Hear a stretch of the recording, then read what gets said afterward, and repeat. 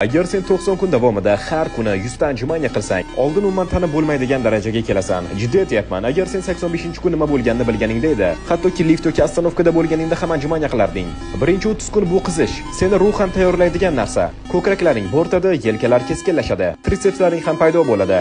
45-kunga kelib endi sendagi press shunaqa bo'ladiki, kimdir urib qolsa sinadigan sen emas, balki uning qo'li bo'ladi. Chunki har bitta anjumanya bu shunchaki pasayish va ko'tarilish emas. Bu mashqni qilganingda 200 ta mushaklaring ishlaydi. 60-kunga kelib haqiqiy go'sht davri paydo bo'ladi. Testosteroning ko'tariladi, ertalab uyg'onsang, tomirlaringda energiya oqayotgandek bo'ladi. Ortiqcha yog'laring yoqiladi.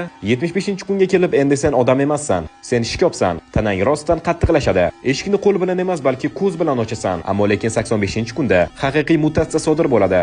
Sen kuch chegarasidan o'tasan. 100 ta anjumanyani to'xtatmasdan bosasan, xuddi armiyada tug'ilganday. Mushak tolalarining juda ham qattiqlashadi. Metabolizm esa sutkaning 24 soatida ishlaydi va nihoyat oxir-oqibat 90-kun keladi.